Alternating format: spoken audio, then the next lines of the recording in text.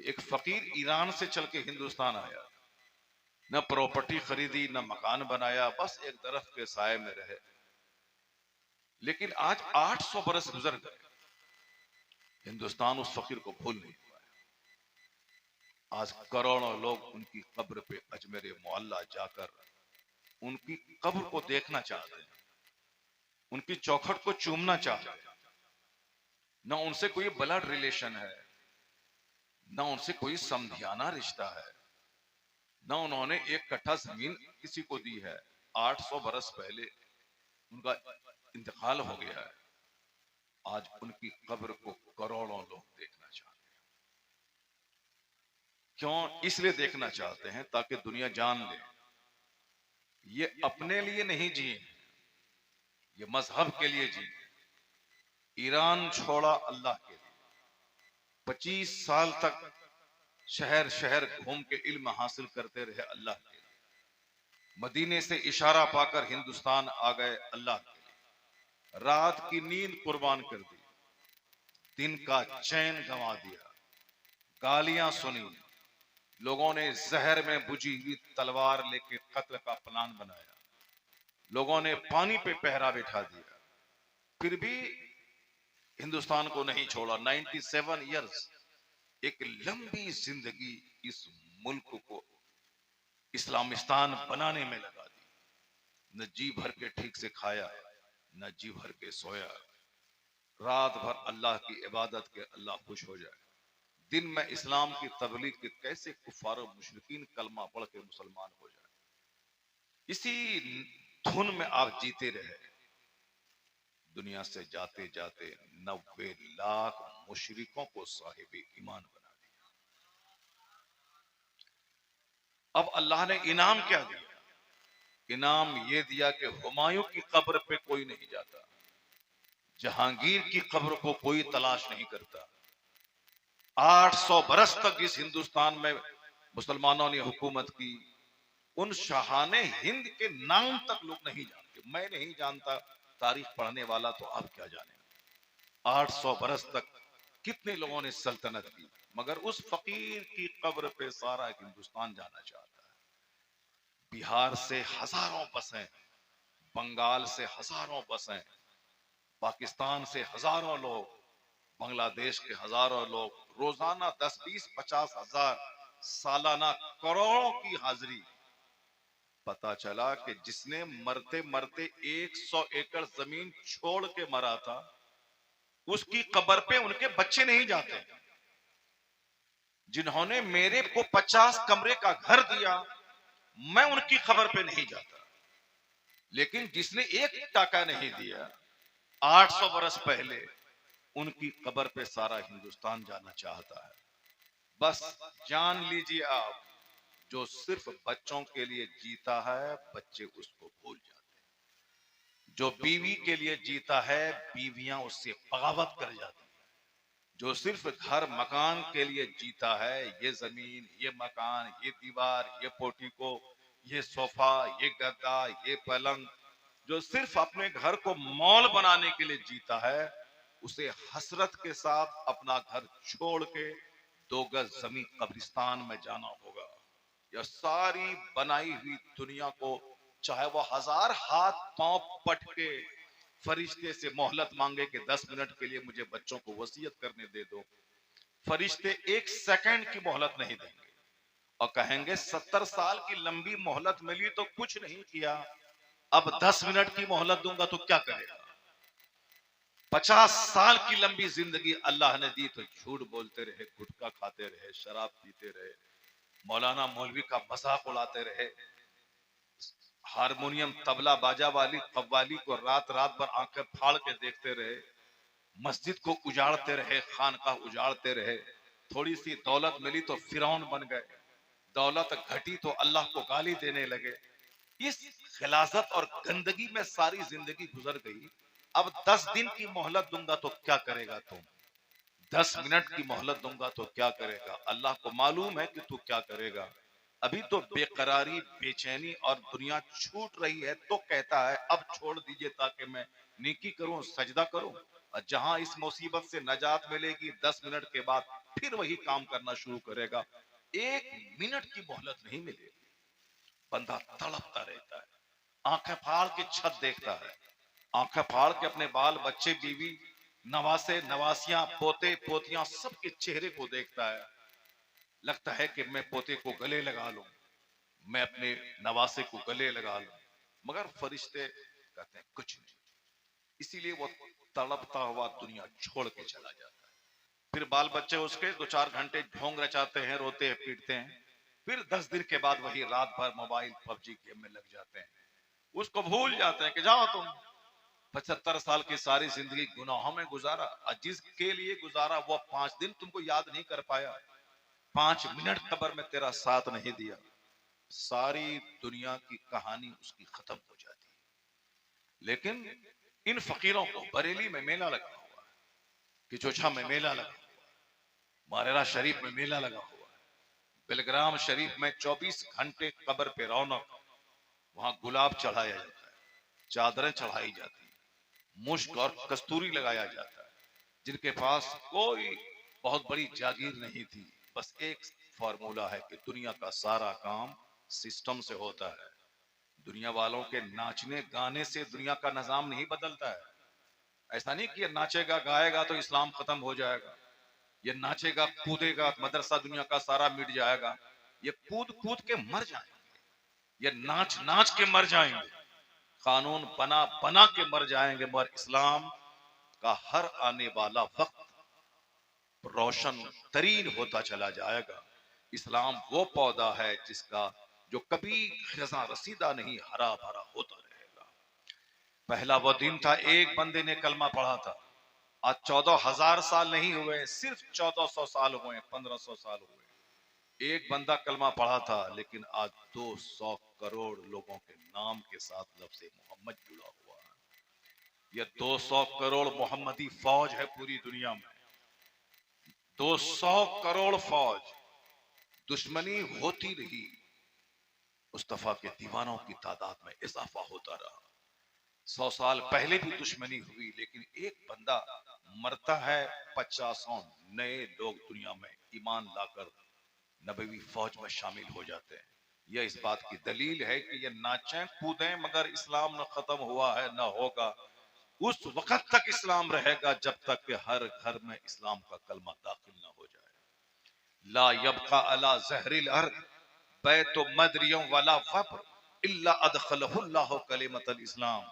ये कोई मौलाना अहमद रजा खां का जुमला नहीं है, ये पैगंबर आजम अलैहिस्सलाम का फरमान है कि इस जमीन पर कोई कच्चा पक्का घर नहीं बचेगा, मगर वहां अल्लाह इस्लाम का कलमा दाखिल फरमा देगा। हर पक्का घर में इस्लाम पहुंचेगा, हर कच्चा घर में इस्लाम पहुंचेगा, हर शहर हर देहात में इस्लाम पहुंचेगा। हो सकता है कि उस दिन मैं नहीं रहूं, आप नहीं रहें, मगर हुजूर ने कहा वो लफ्ज पत्थर की लकीर है, वो बात होके रहेगी। अमेरिका से लेके हिंदुस्तान तक हर घर में इस्लाम पहुंचेगा।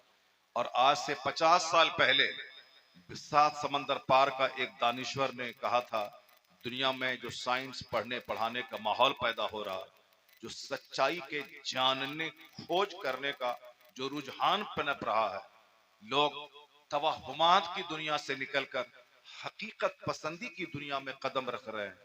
आने वाला वक्त इस्लाम के फेवर का आ रहा है। उस क्रिश्चियन ने कहा था, if any religion has a chance of ruling over England ने यूरोप विद इन द नेक्स्ट 100 years इट इज इस्लाम। मुसलमानों के बच्चे को इस्लाम मालूम कहाँ है, ये इस्लाम के बारे में बहुत बड़ा ख्याल रखें। ये तो ईद के दिन को टोपी पहनना है, सेवई खानी है, और साहब इनको शादी ब्याह में थिरकना है, इनको तो साहब पैसा मिल जाए तो फिरौन बन जाना है, पैसा नहीं मिले तो मुंह हाथ तोड़ के अजमेर में जाके बैठ के बाबा से 2-4 पैसे मांगना है। बाबा के पास जाने के बाद कौन जन्नत मांगता है, वहां जाके कौन मदीने की हाजिरी मांगता है, वहां जाने के बाद कौन तहज्जुद इशराक और चाश की पाबंदी की भीख मांगता है। सबको माल चाहिए। अजमेर में जाके गुटखा खा के वहां की जमीन को रंग देता है, अजमेर में जाके सारी नमाजें छोड़कर 1 लाख गुनाहे कबीरा करके चला आता है, और फिर भी उम्मीद करता है कि मुझको माल मिलेगा। नमाजें छोड़ के जो अजमेर जाएगा, नमाजें छोड़ के जो बेलग्राम और मसूली जाएगा, कुछ नहीं मिलेगा। अल्लाह का फर्ज छोड़कर अल्लाह के नेक बंदों के आस्थाने पे जाएगा, कुछ नहीं मिलेगा। इनाम देने वाला अल्लाह है, जलील करने वाला अल्लाह है, इज्जत देने वाला अल्लाह है, बीमार करने वाला अल्लाह है, शिफा देने वाला अल्लाह है। ये अल्लाह के वलियों के मज़ारात एक बहाना है, असल में सब कुछ देने वाला तो अल्लाह की जात है। अल्लाह अगर ना दे तो कोई वली, कोई कुतुब अब्दाल एक कौड़ी, एक पैसा तक नहीं दे सकता है। ये सब बंदे हैं जिस खुदा की इबादत इन लोगों ने किया है, 40-40 बरस ईशा की वजू से फजर पड़ी है, तो जिस रब की इबादत की है वो रब अगर नहीं चाहेगा तो कोई कुछ नहीं दे सकता है। तो उस रब की इबादत छोड़कर वहां जाने से कुछ नहीं मिलेगा। वो नजदी वहाबी है जो कहता है मजार पर जाने से कुछ नहीं मिलेगा। वह गुमराह बदअकीदा जहन्नमी है जो कहता है नमाज में कुछ नहीं मिलेगा, सब कुछ अजमेर में मिलेगा। ऐसा कहने वाला भी जहन्नमी है, चूंकि नमाज छोड़ के कुछ नहीं मिलेगा। और जो कहता है मजार पे जाने से कुछ नहीं मिलेगा, बस सिर्फ नमाज पढ़ो, वो भी गुमराह बदअकीदा है। बीच का रास्ता है, इफरात और तफरीत से बचकर, यह है जो गड्ढे में नहीं बल्कि सीधी जन्नत की तरफ जो रास्ता जाता है। इसी का नाम इस्लाम, इसी का नाम मसलक अहले सुन्नत, इसी का नाम मसलक आला हजरत है कि सिर्फ नमाज नहीं पढ़ी जाएगी, नमाज भी पढ़ी जाएगी, नियाज भी दिलाई जाएगी, मस्जिद भी जाया जाएगा, अजमेर और बरेली भी जाया जाएगा, रोजा और ज़कात भी अदा की जाएगी, और 12वीं शरीफ का झंडा भी हाथ में लिया जाएगा। फर्ज भी अदा होगा, नफल भी अदा होगा। यही सीधा रास्ता जन्नतुल फिरदौस लेके चला जाएगा। सुभान अल्लाह, यही सुभान रास्ता है जन्नत का। इस बात को गिरह बांध के रख लें। नमाज छोड़ के दरगाहों पे सर पटक के मर जाएं, कुछ नहीं मिलेगा। और फिर अल्लाह के वलियों की मोहब्बत छोड़कर मस्जिद में सर पटक के रह जाएं, कुछ नहीं मिलेगा। जाना होगा अल्लाह के दरबार में भी जाना है, अल्लाह के महबूब बंदों के दरबार में भी जाना है, ताकि यहां से इनकी दुआ मिले, वहां से खुदा की रहमत मिले। यही मसलक के आला हजरत, मसलक के आला हजरत वो नहीं कि नमाज छोड़ के दरगाहों पे पड़े रहे, कुछ नहीं मिलेगा। मन तरक सलात मुतअम्मदन फकद कफर, जिसने जानबूझ के नमाज तर्क की, छोड़ा, उसने कुफ्र किया, यानी कुफ्र के करीब पहुंच गया। मुस्नद अहमद की रिवायत में है कि बेनमाजी का अंजाम फिरौन के साथ होगा, बेनमाजी का अंजाम कारून के साथ होगा, बेनमाजी का हश्र हामान के साथ होगा। इन तीनों घटिया किस्म के काफिरों का नाम लिया गया है, मुस्नद अहमद की हदीस में आया है। और हदीस में आया है कि बेनमाजी के लिए कोई नूर नहीं, कोई बुरहान नहीं, कोई नजात नहीं। ये कोई आम मौलवी साहब का फरमान नहीं है, ये हदीस में आया है। इसलिए आप इस बात को गिरह बांध के मत रखें कि साहब दरगाह पे जाने से ही सब कुछ मिल जाएगा, मस्जिद जाने से क्या होगा। नहीं, इफरात और तफरीत से बचकर सीधा रास्ता, इसी का नाम सिरात मुस्तकीम है, यही स्ट्रेट पाथ है, यही है मसलक अहले सुन्नत, यही सीधी राह है जो जन्नत की तरफ जाती है। मन नहीं चलेगा, वहां मुस्तफा का फरमान चलेगा। अपने मन में जो ख्याल आता है, अपने से गढ़ के जो लिख दिया, वो नहीं चलेगा। हदीस की चलेगी, कुरान का चलेगा।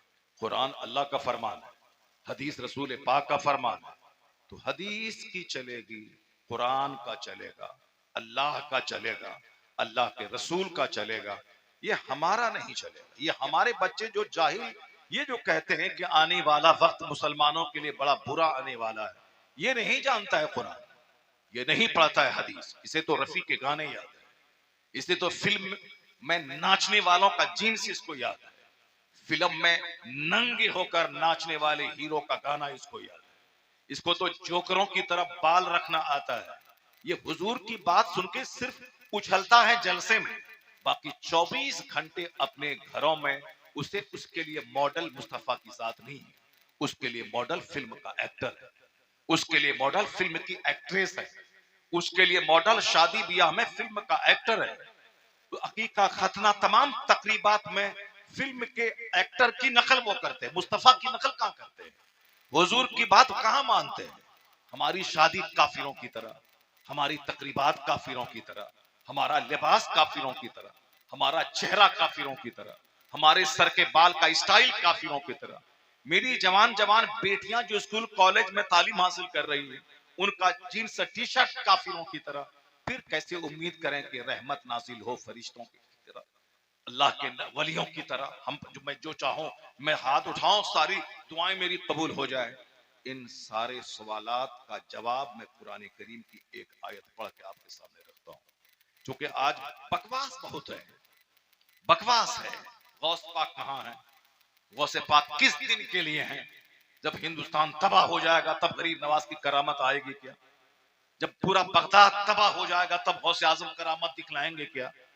जब मुसलमान तबाह हो जाएगा तब अल्लाह के वलियों की करामत जाहिर होगी।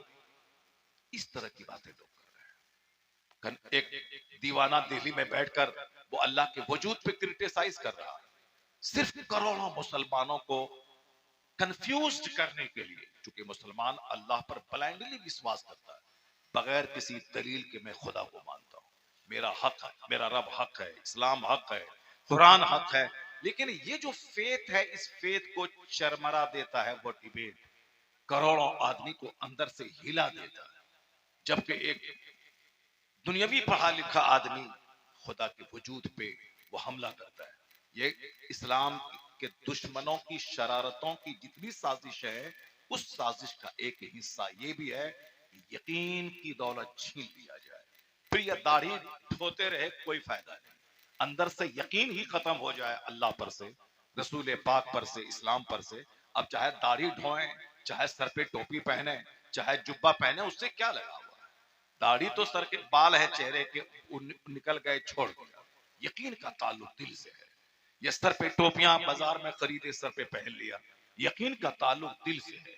दिल में यह विश्वास रहे कि एक बच्चा रहे तो भी अल्लाह ही रोजी देने वाला है, 10 बच्चे रहे तो भी अल्लाह ही रोजी देने वाला है।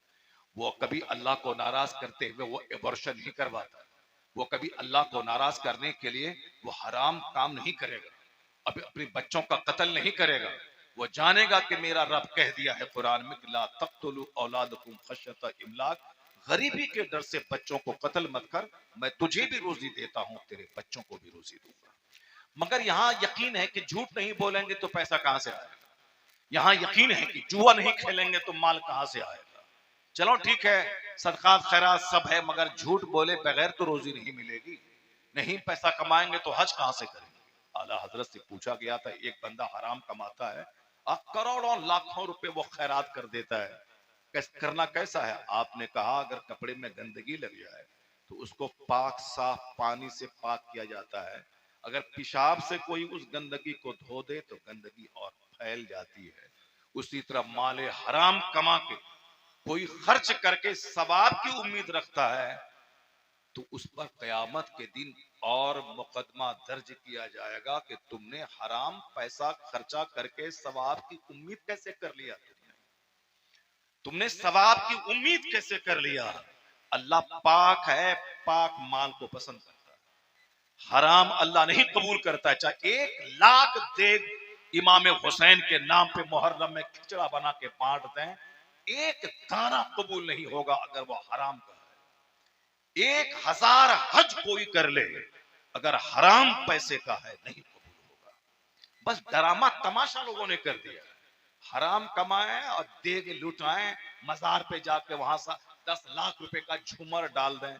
इन अल्लाह तय्यबुन ला यक़बलु इल्ला तय्यबा, अल्लाह पाक है, सिवाय पाकी की कोई दूसरी चीज कबूल नहीं करता है। हलाल का एक खजूर अगर कोई खैरात कर दे, हराम के 100 करोड़ रुपए खर्च करने से बेहतर है, क्योंकि अल्लाह ताला हलाल कबूल करता है, हराम नहीं। और आज समाज के हालात क्या हैं सबको मालूम है। झूठ, जुआ, बिकी हुई जमीन को दोबारा धोखा दे के बेच देना, अपने भाई को ठग लेना, अपनी बहनों का हक दबा देना, अपनी फूफी का हक मार देना और मस्जिद की तामीर कर देना। 1 करोड़ मस्जिद कोई बना दे 50-50 करोड़ की, नहीं कबूल होगा, चूंकि अल्लाह हलाल कबूल करता है। अगर कोई हराम खाने वाला बंदा खाने काबा की दीवार के साए में मर जाए, नहीं कबूल होगी, नहीं कि दुआ कबूल नहीं होगी, चाहे खाने काबा में दुआ करते करते मर क्यों न जाए, क्योंकि दुआ की कबूलियत के लिए हलाल जरूरी है। दुआ की कबूलियत के लिए हलाल जरूरी है। मुस्लिम शरीफ की एक रिवायत है कि एक बंदा दूर दराज से चल के कहीं लाकर दुबला पतला, सर पे गर्दो गुबार है, भूख से निढाल है, हाथ उठा के कहता है या रब या रब या रब। देखने वाला देखता है, कहता है इसकी दुआ कबूल हो जाएगी, चूंकि इस हालत में जो दुआ की जाती है हालत सफर में, अल्लाह कबूल कर लेगा। मगर हुजूर कहते हैं अन्ना युस्तजाब, कैसे दुआ कबूल होगी? मतअमहु हराम, मलबसहु हराम, मशरबहु हराम। उस बंदे के बदन पे जो कपड़ा है वो हराम का, उसके बंदे के अंदर में जो रोटी है, चावल है, ग़िज़ा है, वो हराम की। इस बंदे ने जो अंदर में पी रखा है वो हराम का है। अन्ना युस्तजाब, कैसे दुआ कबूल होगी? नहीं कबूल होगी। रोते रोते पानी की जगह खून बह जाए, दुआ कबूल नहीं होगी। एक तमाशा है, न शरीयत समझना है, न कानून समझना है, और कहना है कि अल्लाह कहां, रसूल पाक कहां है? मुसलमान मिट जाएंगे तब अल्लाह की मदद आएगी। क्यों घबरा गए तुम? ये दुनिया काफिरों के लिए अल्लाह ने मिस्र जन्नत के बनाया। ये हम नहीं, तुम्हारे और हमारे पैगंबर कहते हैं अब दुनिया सिजनुल मोमिन व जन्नतुल काफिर। हमारे घर में नबी की 2-4-10 हदीसें लिखी रहनी चाहिए, लेकिन हमारे घर में गाने तो लिखे हैं, फिजिक्स केमिस्ट्री की बातें तो लिखी है, मैथमेटिक्स का फॉर्मूला तो लिखा है, अंग्रेजी के 2 कोटेशन है, मगर अगर नहीं है तो कुरान पाक की एक आयत नहीं है, नहीं है तो मुस्तफा की हदीस नहीं है। और ये बंदा बोलता अल्लाह कहां? एक मौली साहब जो 10 साल मदरसे में पढ़ा, वो इराक पर अटैक के जमाने में मुझसे कह रहा था गौसे पाक किस दिन के लिए करामत दिखलाएंगे? जब पूरा इराक तबाह हो जाएगा तब दिखाएंगे। उसे क्या खबर कि बगदाद के लोगों ने मसनूई दाढ़ी लगाकर मस्जिदों में इमामत शुरू कर दी। बगदाद के लोगों ने सरकार गौसे पाक के मजार पे डांस करते हुए, जैसे यहां मैंने देखा गाजी साहब के, सैयद सलार मसूद गाजी रजी अल्लाह ताला अन्हु के मजार पे इस तरह काफिरों की बहुत बेटियां आती हैं, नाचते कूदते हुए मेरा बाबा है मेरा बाबा है। आई नाची कूदी, वहां सर पटक के चौखट पे गिर गई, बस मेरा बाबा है, मैंने मोहब्बत का इजहार कर दिया। इसी तरह का काम लोग बगदाद में गौसे पाक के मजार के साथ करते थे।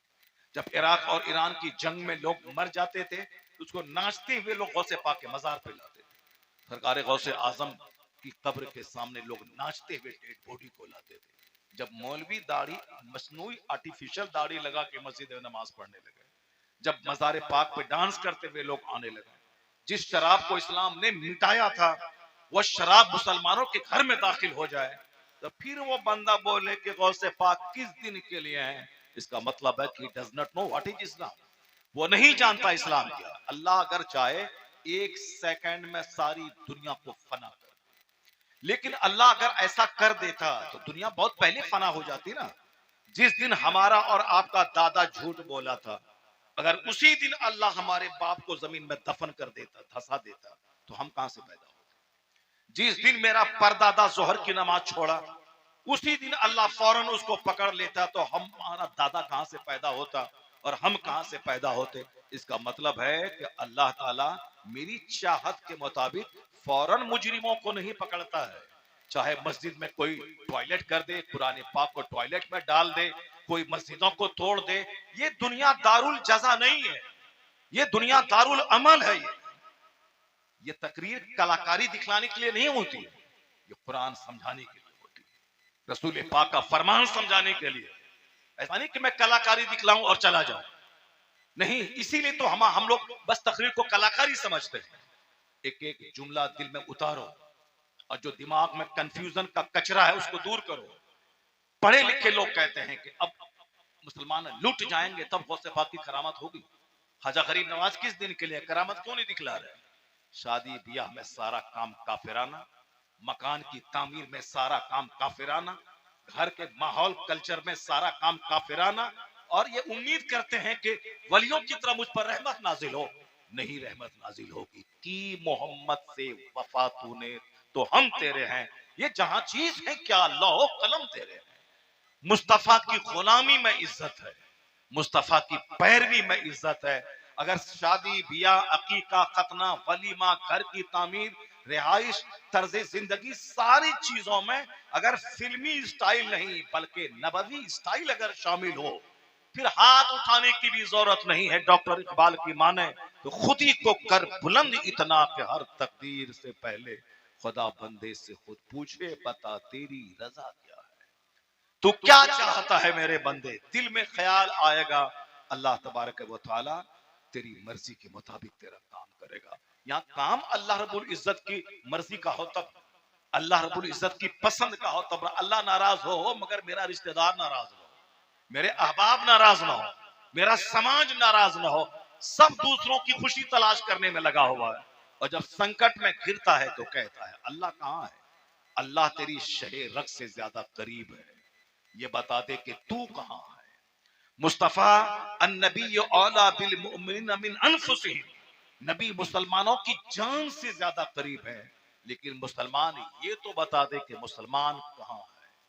सरकार गौसे आजम बगदाद से मदद करने को तैयार है, माँ बाप भाई बहन मदद को बाद में आते हैं, पहले गौसे पाक आते हैं। मगर तू ये तो बता दे कि गौसे पाक ने 40 बरस तक ईशा की वजू से जो फजर की नमाज पढ़ी क्यों पढ़ी? 25 साल तक दरख्त के पत्तों को चबा करके खाया, खुदा की मार्फत का नूर हासिल किया। आपने जो भूखा प्यासा 25 साल रह करके आपने खुदा की इबादत जंगल में की, 25 साल तक आपने इल्म हासिल किया, मादरजाद वली होने के बावजूद, माँ के पेट से वली पैदा हुए थे, उसके बावजूद 100 के करीब उलमा कराम के दरवाजे पे जाकर रात रात भर चराग में अपनी आंखें जला जला कर हजारों किताबें जो पढ़ी थी, उसका क्या मतलब है? माँ के पेट से वली पैदा हुए थे, उनको पढ़ने की क्या जरूरत थी? उनको 100 असातिज़ा के दरवाजे पे जाके रात रात भर जाग कर किताब, हाफिज कारी मुफ्ती बनने के बाद 25 साल तक किसरा के जंगलात और खंडरात में जाके दरख्त के पत्तों को खाकर इबादत करने की क्या जरूरत थी, जबकि वह मादरसाद वली थे। बस लंगरे गौस, लंगरे ख्वाजा, लंगरे फला बुजुर्ग, यानी सिर्फ तीजा का खाना,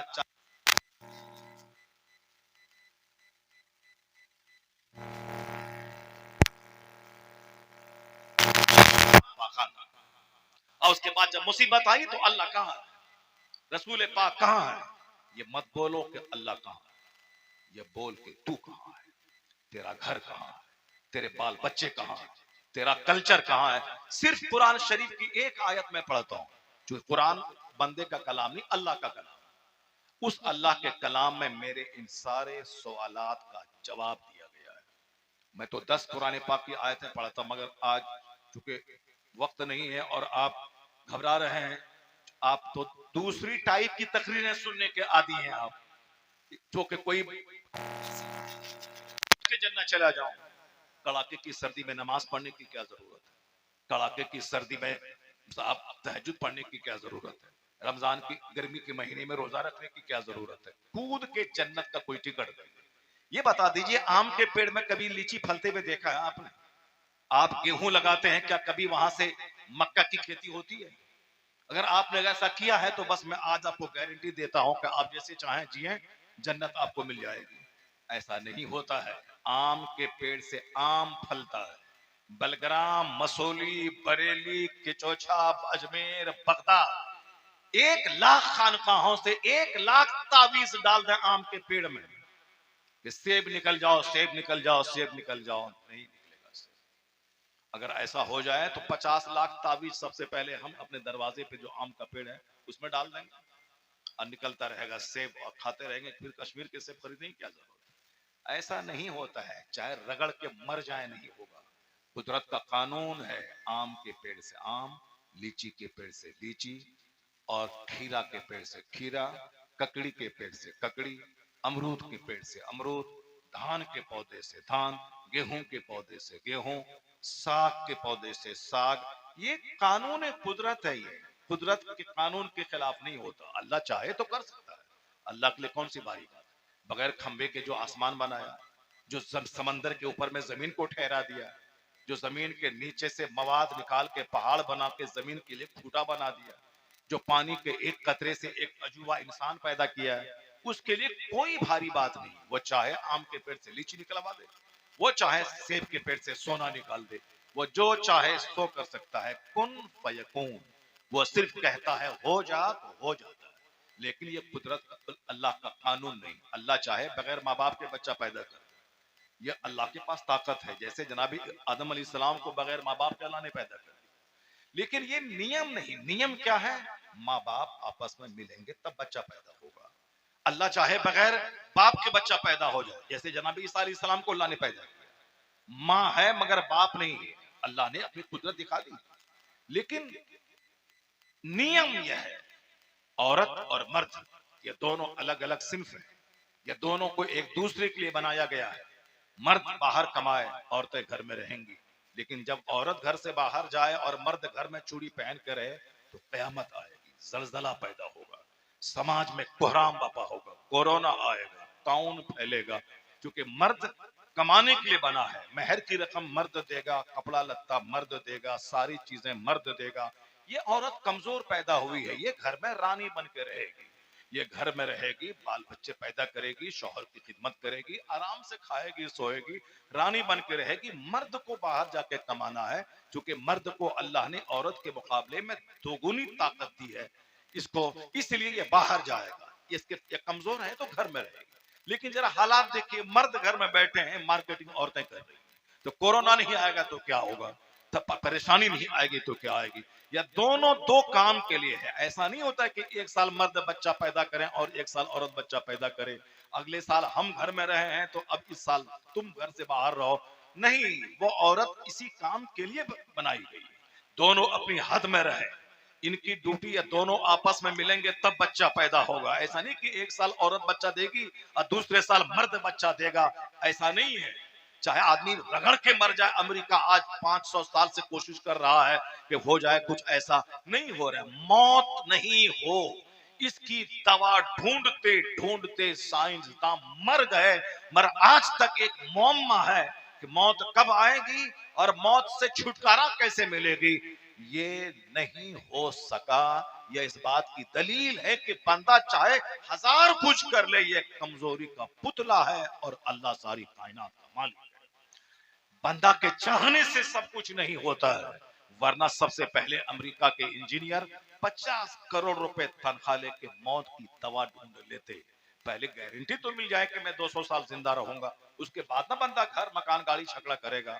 लेकिन यहाँ सब करता है, बस एक उम्मीद पर के रहेंगे, अचानक सुबह सवेरे चक्कर आया गिरा और मर गया। ये सारे लोग इसी में पड़े, वरना मौत से बचने के लिए 50 करोड़ देना पड़े, सबसे पहले मुकेश अंबानी जी ये काम कर लेंगे। सबसे पहले अमेरिका के एलन मस्क 50 खरब रुपए दे के वह 500 साल की जिंदगी रजिस्टर्ड करवा लेंगे। लेकिन ऐसा नहीं है, बंदा मजबूर है। बंदा इतना ही कर सकता है कि मिट्टी अल्लाह की है, पानी अल्लाह का है, आग अल्लाह की दी हुई है, इन तीनों को मिला करके कोई एक सामान पैदा कर ले, बस इतना ही कर सकता है। मिट्टी पैदा करना बंदे के बस में नहीं है, आग पैदा करना बंदे के बस में नहीं है, हवा पैदा करना बंदे के बस में नहीं है। बंदे के बस में इतना ही है, मिट्टी गोंद करके उसकी तस्वीर बना ले, लोहा है इसको आग में डाल के पिघला करके कुछ सांचे पे कुछ बना ले, इतना ही कर सकता है। वरना पानी हवा आग जो नेचुरल चीजें हैं, ये इंसान के बस की नहीं है, ये बंदा मजबूर हो जाता है। इसीलिए तो अक्लमंद कहते हैं कि मैं बंदा हूं तू खुदा है, मैं मोहताज हूं तू मुख्तार है, मैं फकीर हूं तू गनी है, मैं बंदा हूं तू खुदा है, मैं कुछ नहीं हूं तू ही सब कुछ है। पेशानी जमीन पे रखकर कहता है सुबहान रब्बियल आला।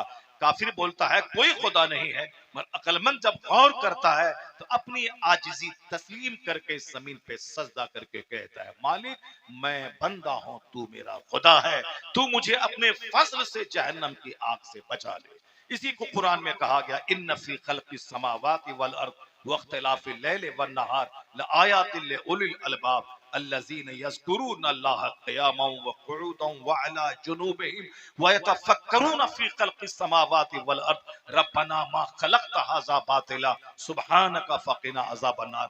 यहाँ तो शायरी लोग पढ़ते हैं, कुरान कहाँ पढ़ते हैं? शायरी है, गजल है, बड़े गालिब के चेला आ गए साहब, इंशा और ज़ौक़ के चेला आ गए। वो मुसलमान है जो कुरान ना पढ़े, वो मुसलमान है जो मुस्तफा की हदीस याद ना हो। तो हुजूर ने कहा दुनिया काफिर के लिए मिसले जन्नत है, मुसलमान के लिए ये कैद खाना है। कैद खाने में आजादी नहीं होती, कैद खाने में लिमिटेड चार दीवारी के अंदर रहना पड़ता है। तो क्या मतलब, ये हराम है नहीं छुआ, ये हलाल है ये करना, ये लीगल है ये इलीगल है, ये राइट है ये रॉन्ग है, ये बेनिफिशियल है, ये हार्मफुल है, ये मुफीद है, ये मुजीर है, ये जायज है, ये नाजायज है, ये मबा है, ये मबा है, ये मुस्तहब है। यही बाउंड्री है कि हराम के करीब नहीं जाना, हलाल खाना, ये फर्ज है, ये वाजिब है, ये सुन्नत है, ये मुस्तहब है। यही है चार दीवारी। हम चाह करके कि फजर के टाइम में आराम से लिहाफ ताल के सो रहे, नहीं नहीं, एक वक्त की नमाज छोड़ना हराम और गुनाह कबीरा है। जैसे शराब पीना हराम, नमाज छोड़ना हराम, झूठ बोलना हराम, नमाज छोड़ना हराम, जिना करना हराम, नमाज छोड़ना हराम, सूद खाना हराम, नमाज छोड़ना हराम। ऐसा नहीं किसी जिना करना हराम है और नमाज छोड़ना हराम नहीं है। और नमाज छोड़ना एक नुक्ते नजर से तो शराब पीने से बड़ा गुनाह। बंदा 10 साल शराब पिए तौबा कर ले, अल्लाह माफ कर देगा। लेकिन नमाज फर्ज हुई 15 साल में, बंदा नमाज शुरू किया 25 साल में, या 10 साल की नमाज उसके जिम्मे कजा है, वो 50 हज भी कर लेगा तो भी ये 10 साल की नमाज कजा उसको अदा करनी पड़ेगी। कज़ाए उम्री ये अदा कर। इसलिए ना हदीस में आया है कि अपने बच्चों से कहो जब तेरा बच्चा 7 साल का हो नमाज पढ़े, जब 10 साल का हो नमाजी ना बने, मार के नमाजी बना दे, और जब नमाजी बन जाए उसका बिस्तर अलग कर दे, ताकि वो अपने भाई के साथ न सोए, उस उम्र की बहन के साथ न सोए, बिस्तर उसका अलग कर दे। मुस्कुराते हुए हुजूर ने खरबों रुपए का फॉर्मूला दे दिया, कायनात को तबाही से बचाने का फॉर्मूला दे दिया। आज कल परसों एक खबर व्हाट्सएप पे सोशल मीडिया पे आई है, एक 12 साल की लड़की 11 साल के भाई से हामिला हो गई। डॉक्टर का सर शर्म से झुक गया। जब हामिला लड़की हॉस्पिटल गई, डॉक्टर ने देखा कहीं तो प्रेग्नेंट है। लोग कहते थे 18 साल में जवान होती है लड़कियां, ये 13 साल में प्रेग्नेंट हो गई। ऐसा थोड़ी है कि अपने मन के मुताबिक, जो कानून इस्लाम का है वो नेचुरल कानून है। इस्लाम का कानून है जब बच्चा 7 साल का हो नमाज पढ़ने बोल, जब 10 साल का हो नमाज ना पढ़े मार के नमाजी बना दे, और जब नमाजी बन जाए बिस्तर उसका अलग कर दे। और 10 साल में के बाद लड़का को नाइट फॉल हो जवान, लड़की को 10 साल के बाद महाना खून आए जवान, 15 साल में नाइट फॉल हो ना हो वह जवान है। नमाज रोजा हज व ज़कात सारे कवानीन उसकी तरफ मतवज्जे हो जाते हैं। लड़की 15 साल तक उस माहवारी खून आए ना आए वह जवान मानी जाएगी। 15 साल के बाद नमाज फर्ज है, रोजा फर्ज है, हज फर्ज है, ज़कात फर्ज है। ये 18-20 कर रहे हैं, 13 साल की लड़की प्रेग्नेंट हो गई। डॉक्टर ने जब पूछा तो कहा कि इनके अपने हकीकी भाई से भाई का हमल है। दुनिया शर्म के मारे पानी पानी हो गई। ऐसा भी कहीं होता है कि 11 साल की छोटी सी बच्ची, 11 साल का बच्चा, ऐसा तब ख्याल पैदा हुआ कि लोगों के जीने का जो सिस्टम है चरमरा गया है। ये सोशल मीडिया, ये फोटो में गंदी गंदी गंदी गंदी बात तस्वीरें मोबाइल में, उसको देखने के बाद बदन में लगती है आग। जिसको जवान होना था 18 साल में वो जवान हो रही है 10 साल में, जिसको जवान होना था 16 साल में वो लड़के जवान हो रहे हैं 9 साल में, 9 साल में हाई स्कूल में, सारी बातें उसको मालूम हो रही। ये सोशल मीडिया, ये मोबाइल, इसीलिए अमेरिका के पास इलाकों में मोबाइल पे सख्ती से पाबंदी है कि कोई लड़का हाई स्कूल तक मोबाइल नहीं चलाएगा। बस तरक्की याफ्ता ममालिक में हाई स्कूल मिडिल स्कूल में मोबाइल पे पाबंदी है, और वो बच्चे मोबाइल नहीं चलाएंगे। वो अल्लाह से डर के, रसूल पाक से हया करके नहीं, बल्कि अपने बाल बच्चों को तबाही से बचाने के लिए वो इस तरह का नियम उसको लागू किया है। मुसलमानों के बच्चे के लिए कोई नियम नहीं। यहाँ हदीस में आया है कि जब तेरा लड़का लड़की 7 साल का हो उसे नमाज का आदेश दे, और जब नमाज ना पढ़े 10 साल की उम्र हो जाए उसे मार के नमाजी बना। अगर अभी मार के नमाजी नहीं बनाया, जब बच्चा 18 साल का हो जाएगा, 22 साल का, और बोलोगे बेटा नमाज पढ़ो, तो बेटा पलट के बोलेगा बुढ़ा अपना काम करो, मुझको छोड़ दो, मुझको मालूम है मुझको कैसे जीना है, मैं अपना जी लूंगा, तुम नहीं बोलेगा आज के बाद से। तो 70-60 साल का बुढ़ा या 18 साल के जवान बेटे को क्या कर पाएगा, लेकिन अभी 10 साल का है। इसलिए मुअल्लिम कायनात ने कहा अभी इसको मारो, मारोगे तो ये पलट के जवाब नहीं दे सकता है, 2-4 तमाचा इसको मारो, ये तुम्हारे डर से नमाजी बन जाएगा। और जब नमाजी बन जाए उनका बिस्तर अलग कर दे। फर्रिकू बैनहुम फिल मदाज, 1,00,000 बार पढ़िए इसको।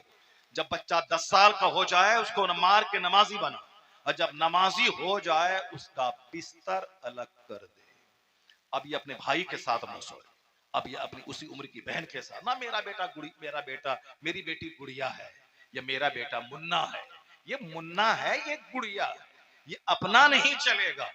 मुस्तफा ने क्या कहा, जो सारी कायनात के सबसे बड़े मौल्य, सबसे बड़े हकीम, बात अज खुदा बुजुर्ग तू किस्सा मुख्तसर, जिनका कलाम अल्लाह के बाद सबसे लाजवाब कलाम, जिसका फरमान हिकमतों का समंदर अपने दामन में समाये हुआ है। रजा ने ऐसे ही नहीं कहा कि सबसे आला व औला हमारा नबी, सबसे बाला व फाला हमारा नबी, सारे ऊंचों में ऊंचा समझिए जिसे, है उस ऊंचे से ऊंचा हमारा नबी, ऐसे ही नहीं कहा है। आज जब इस तरह के कैसेट सामने आए तो दानिश्वरों ने कहा, अरे उस मौलवी कायनात ने तो 1500 साल पहले कहा था कि 10 साल के बच्चे को मार के नमाजी बन जाए, बिस्तर उसका अलग कर दे ताकि वह अपनी उस उम्र की बहन के साथ न सोए, भाई के साथ न सोए।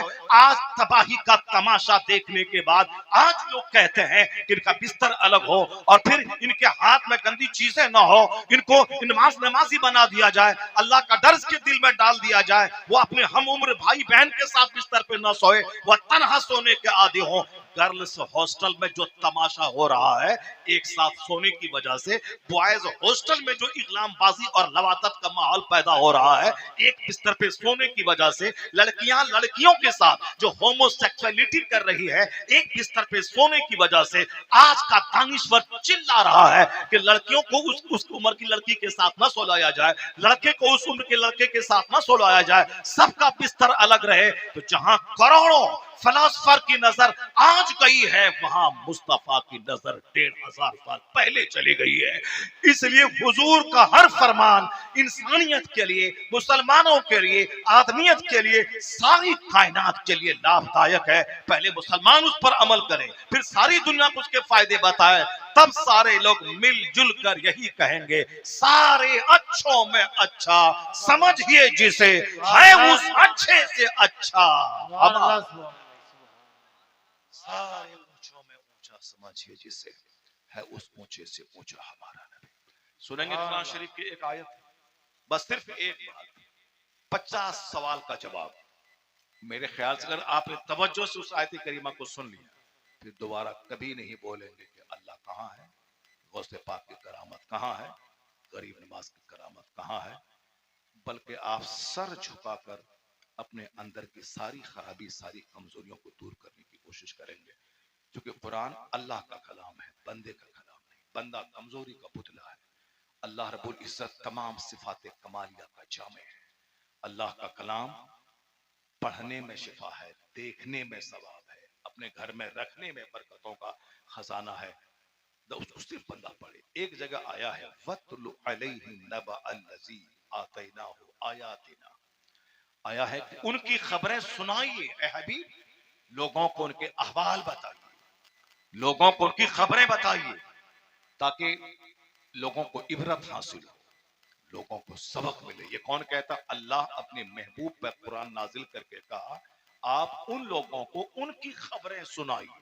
कुरान पाक 5 तरीके से नाजिल हुआ है, एक हलाल, एक हराम, एक मुतशाबिह, एक मुहकम और एक अमसाल, यानी मिसालें देकर कहानी किस्सा कह करके जो सच्ची कहानियां थी वो सब बयान करके समझाया गया है ताकि इससे इबरत हासिल हो।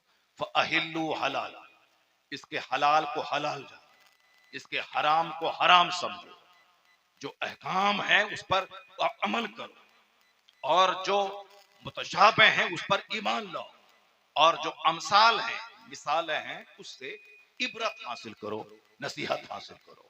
यही है कुरान करीम में, जहां कहानी है इबरत की खातिर है, जहां हुक्म है कि अकीमुस्सलात व आतुज़ ज़कात, उसको सिर्फ यकीन नहीं, यकीन के साथ साथ वो अमल, उस पर अमल करो, अमल करो। नमाज फर्ज हो पढ़ो, ज़कात फर्ज हो दो, हज फर्ज हो अदा करो, रोजा का महीने आए रमजान के रोजे रखो, जो हुक्म है उस पर अमल करो।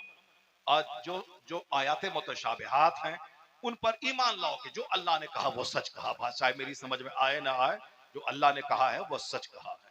हलाल को हलाल समझना है, हराम को हराम जानना है, और अहकामात पे अमल करना है, और मुतशाबिहात पे ईमान लाना है, और जो मिसालें किस्सा कहानियां हैं उससे इबरत हासिल करनी है, आपने खोलना है। इस आयत करीमा में एक मिसाल है, एक कहानी है। वो कहानी क्या है कि एक बार जनाबे मूसा अलैहिस्सलाम 6 लाख फौज लेकर कौमे जब्बारीन से जिहाद करने निकले। 6 लाख फौज, 6,000 नहीं, 6 लाख फौज। ये आज से 3,000 साल पहले की बात है। 3,000 साल पहले आबादी ही दुनिया की कितनी थी? दुनिया की आबादी कितनी थी? उस आबादी के हिसाब से 6 लाख फौज बहुत बड़ी फौज है। 6 लाख फौज लेकर जनाबे मूसा अलैहिस्सलाम निकले कौमे जब्बारीन से जिहाद करने के लिए। जब उस कौम के लोगों ने देखा मूसा अलैहिस्सलाम का लश्कर मेरे शहर पे हमला करने वाला है, लोग घबरा गए। अब तो हम लोग शिकस्त खा जाएंगे, हम लोग नेस्तो नाबूद हो जाएंगे, हमारा नामो निशान मिट जाएगा। अब इसके बचने की कोई तदबीर होनी चाहिए, बचने की तदबीर होनी चाहिए ताकि मूसा अलैहिस्सलाम की फौज हम पर गालिब नहीं आए। उस शहर के सरगना चौधरी किस्म के लोग, वो सब, बलअम बिन बाऊरा एक शख्स था जो मुस्तजाबुद दावात था, दुआएं जिसकी कबूल होती थी और उसको इसमें आजम मालूम था। वो जो दुआ करता था दुआ कबूल होती थी। वो साहिब ईमान था, अल्लाह ने उसको इल्म अता फरमाया था। कहते हैं कि उसकी दरसगाह में 12,000 दवात और कलम लेके उनके शागिर्द बैठते थे। इतना इल्म, इतनी शोहरत, मकबूलियत सब अल्लाह ने दी थी। लोग उनके पास आ गए, कहा तुम हमारी कौम में से हो, मूसा अलैहिस्सलाम का लश्कर हम पर हमला आवर होने वाला है, हम लोग बर्बाद हो जाएंगे, तबाह हो जाएंगे। तुम मूसा अलैहिस्सलाम के लिए बद्दुआ करो, बद्दुआ करो ताकि वो तुम जो दुआ करते हो दुआ कबूल होती है, और तुम उनके लिए बद्दुआ कर दो ताकि बगैर लड़े झगड़े उनकी फौज हार जाए, नामुराद होके वापस चली जाए, हमारा शहर बच जाए। कहा अरे वो तो अल्लाह के नबी हैं, उनकी फौज में फरिश्ते हैं, मोमिनीन हैं, सालिहीन हैं, उनके लिए मैं बद्दुआ करूं? नहीं, मेरी दुनिया आखिरत दोनों बर्बाद हो जाएगी, मैं ऐसा काम नहीं करूंगा। मगर समाज के लोगों ने इतना परेसर बनाया, इतना तोहफा तहाइफ, नजराना, कपड़ा लत्ता देना शुरू किया कि वो नजराने के बोझ में दब के वो कहा कि ठीक है, मैं अब बद्दुआ करने के लिए मैं जाता हूं, इस्तिखारा पहले करता हूं, अगर इस्तिखारे में जवाब मिल गया तो ठीक है, वरना फिर मैं नहीं करूंगा। इस्तिखारा क्या, इस्तिखारे में जवाब ये मिला कि हरगिज तुम्हें बद्दुआ नहीं करनी है। कहा कि नहीं, इस्तिखारे में फिर उन्होंने इतना इनाम और इकराम की बारिश कर दी, इतने तोहफे तहाइफ दे दिए कि कौम के इस परेसर में वो आकर के गधी पर बैठ करके पहाड़ी पर जाके जहां वो बद्दुआ क्या कर दुआ करता था, वहां गया। 1000 बार गधी उसकी तरफ लौट के कहा कि क्यों दुनिया आखिरत तबाह कर रहे हो, क्यों ऐसा, देखो इधर फरिश्ते मेरा रास्ता रोक रहे हैं। मगर दुनिया की मोहब्बत का भूत सवार हो गया।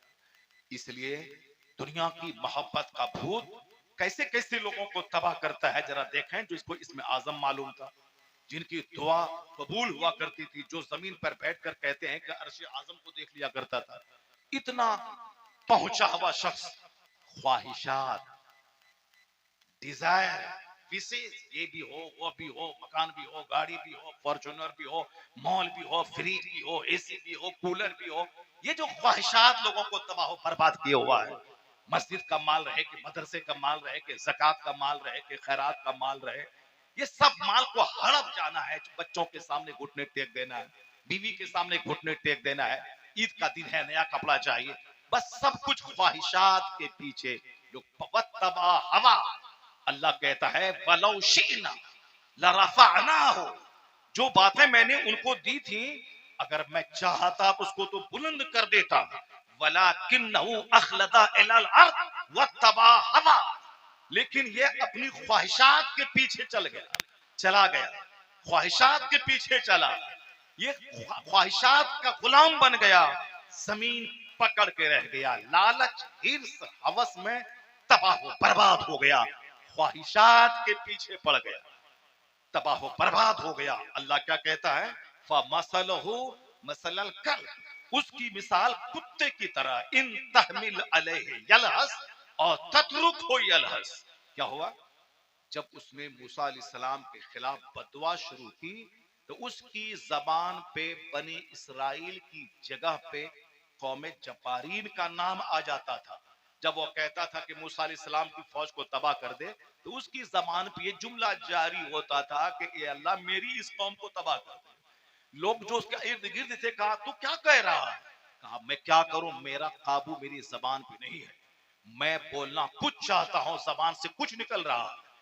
जैसे ही उसने बद्दुआ के लिए जबान खोली, उसकी जबान कुत्ते की तरह सीने पे लटक गई। उसकी जबान कुत्ते की तरह सीने पे लटक गई। जैसे कुत्ता जबान लटकाता है, तो अल्लाह कहते इस पर पत्थर मारो तो भी वो हड्डी समझ करके जबान लटकाता है, और कुत्ते को छोड़ दो तो भी वह जबान लटकाता है। तो अल्लाह ने कहा उसकी मिसाल कुत्ते की तरह, इन तहमिल अलैहि यलहस, अगर उस पर बोझ ला दो तो भी जबान निकालता है, वह इन ततरुक, उसको छोड़ दो तो भी जबान वो लटकाता है। जबान लटकती रही। वो बोला अब तो मैं तबाह बर्बाद हो गया, मेरी दुनिया और आखिरत दोनों लूट गई। लेकिन ए मेरी कौम, इतना करो कि अगर तुम चाहते हो कि मूसा अलैहिस्सलाम की फौज नाकाम हो जाए, तुम पर गालिब नहीं आए, एक काम ये कर लो कि उनकी फौज जब शहर में दाखिल हो, तुम अपनी खूबसूरत लड़कियों को सजा धजा कर, जेवरात पहना कर उसके लश्कर में छोड़ देना। एक बंदा भी अगर जिना कर लिया, सारी फौज हार जाएगी। एक मक्र की चाल उसने ये बताया। वो तो जबान सारी जिंदगी लटकती रही, पूरी मौत मर गया, लेकिन उसकी कौम के लोगों ने उसकी मक्र पे अमल किया कि जब फौज शहर में दाखिल होने लगी, तो अपनी खूबसूरत जवान बेटियों को सजाकर, जेवरात पहनाकर मूसा अलैहिस्सलाम की फौज में छोड़ दिया। वो नेक लोग थे, मोमिनीन थे, सालिहीन थे, निगाहें नीची करके जाते थे, मगर एक बंदा मालदार रईस एक लड़की के हुस्न को देखकर फरेफ्ता हो गया, उससे रहा नहीं गया। उसने उस लड़की को गोद में उठाया, मूसा अलैहिस्सलाम के पास गया, कहा हुजूर ये लड़की मेरे लिए हलाल है या हराम है? जनाब मूसा अलैहिस्सलाम ने कहा बदबख्त, उसे अपने अपने पास से हटा दे, ये औरत तेरे लिए बगैर निकाह के हराम है, इसको अपने से जुदा कर दे। मगर नहीं, मौलाना की बात नहीं मानता। वहां तो रसूल 1,24,000 पैगंबरों में 313 रसूल जिनका मकाम बड़ा हो, उन 313 में 5 उलुल अज़्म रसूल, साहिब अजीमत रसूल, बड़े रसूल 5, उन 5 में से एक नाम मूसा अलैहिस्सलाम का है। उलुल अज़्म रसूल हैं, उनकी क़यादत में 6 लाख फौज है, उनकी क़यादत में वो लोग जिहाद के लिए आए, मगर रईस लोग मालदार होने की हवस में तबाह बर्बाद हो रहे। गरीबी बेहतर है मालदारी के मुकाबले में, मगर गरीबी किसी को पसंद नहीं। बीमारी बेहतर है तंदुरुस्ती के मुकाबले में, मगर बीमारी पसंद नहीं। जनाब फिरौन अगर बीमार होता तो कभी खुदाई का दावा नहीं करता। नमरूद के सर में दर्द होता, अगर उसको खाने के लिए दाना नहीं मिलता तो कभी खुदाई का दावा नहीं करता।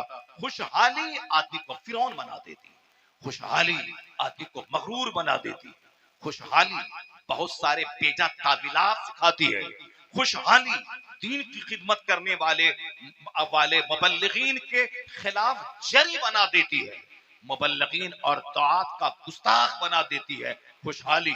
इसलिए खुशहाली उतनी अच्छी चीज नहीं है जितनी अच्छी चीज आप समझ रहे हैं। खुशहाली ही में आलिम को गाली दी जाती है, दौलत के नशे ही में माँ बाप को मारा जाता है, दौलत के नशे ही में 50 कमरे में एलईडी टीवी लगाई जाती है, और दौलत के नशे ही में ज़िना किया जाता है।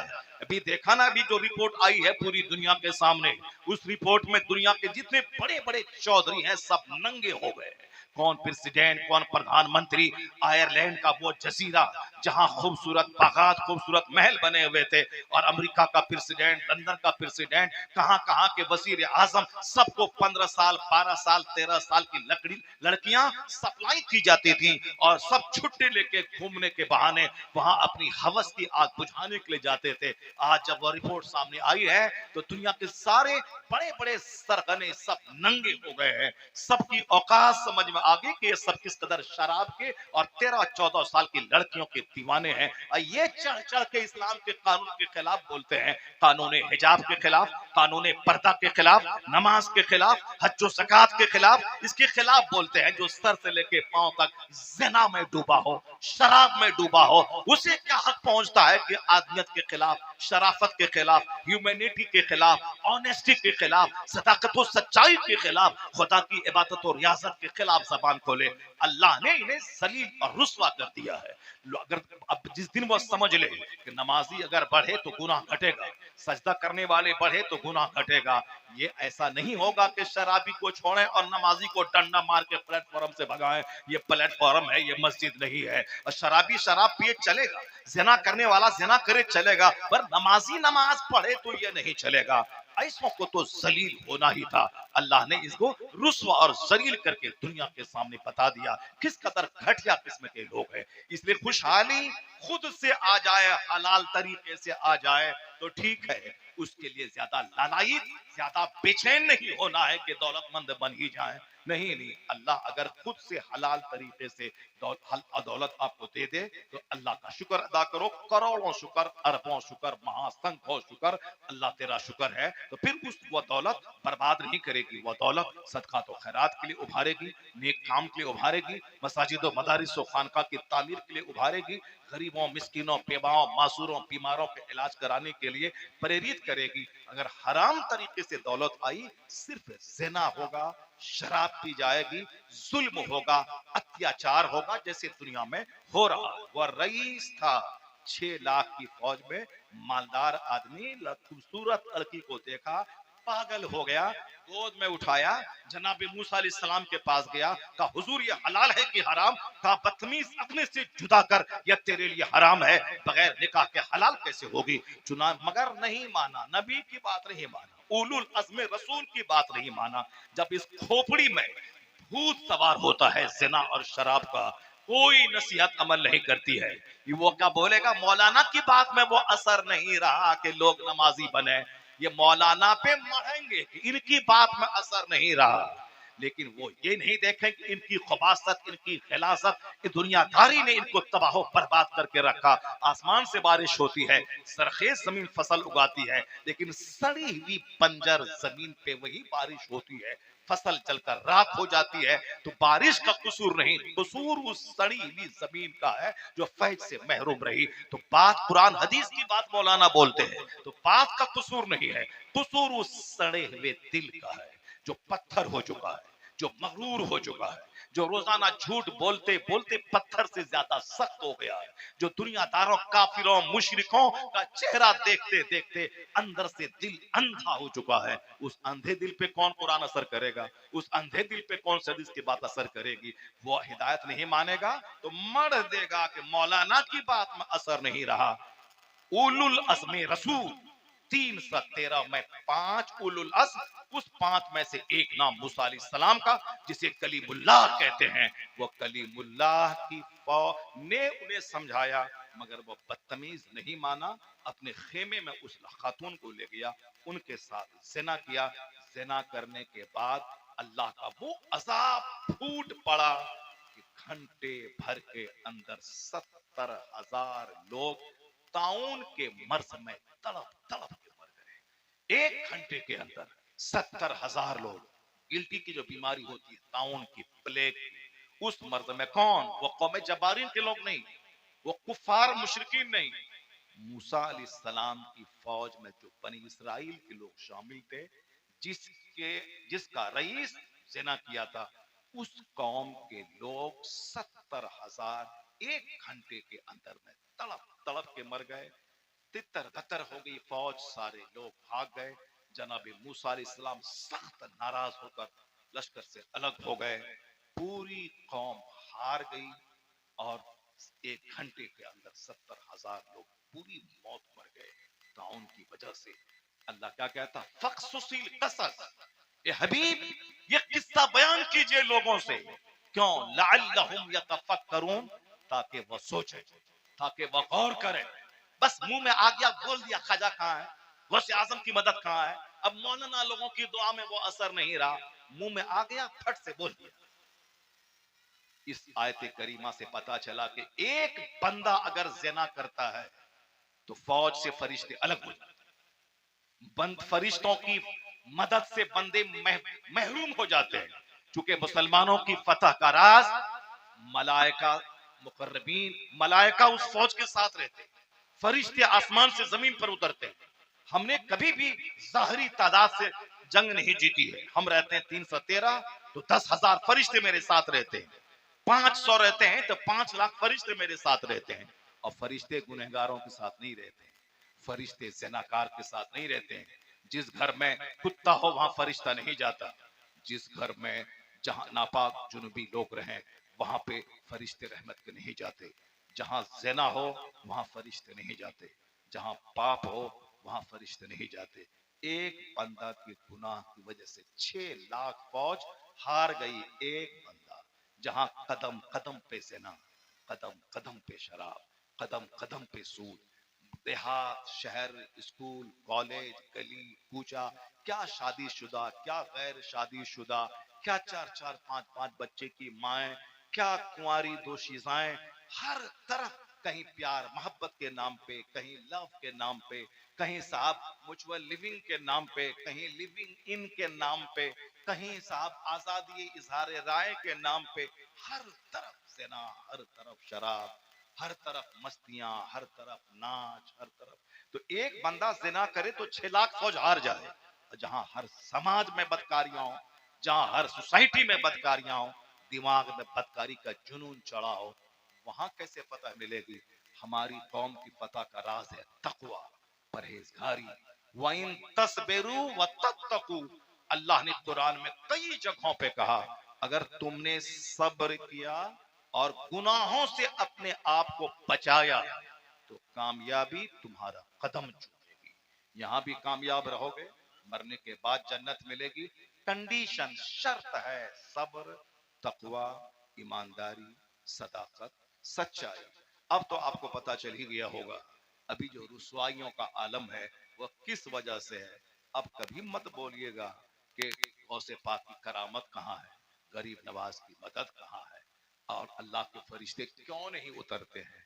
एक उल्लू काफी था बर्बाद गुलिस्तान के लिए। अब हर शाख पे उल्लू बैठा है, अंजाम गुलिस्तान क्या होगा। आला हजरत फाजिल बरेलवी ने कहा, दुनिया वालों से निगाहें मोड़ के मुस्तफा की तरफ निगाहें टिका दे, अपने घर की दीवार में लिख दे, उन्हें जाना, उन्हें माना, न रखा गैर से काम, लिल्लाहिल हम्द में दुनिया से मुसलमान गया। मुस्तफ़ा को जानिए, मुस्तफ़ा को मानिए, उनकी तालीमात को अपनी ज़िंदगी में अमल कीजिए। अपने बाल बच्चों में धीरे धीरे तालीमात मुस्तफ़ा को नाफिज करने की कोशिश कीजिए। आज भी अल्लाह की मदद मुंतजिर है कि तुम बदलो तो मदद आ जाए। अल्लाह ताला हमको और आपको, दुनिया के सारे मुसलमानों को सच्चा मोहम्मदी बनने की तौफीक अता फरमाए। आका अलैहिस्सलाम की इत्तबा और पैरवी में जिंदगी के दिन गुजारने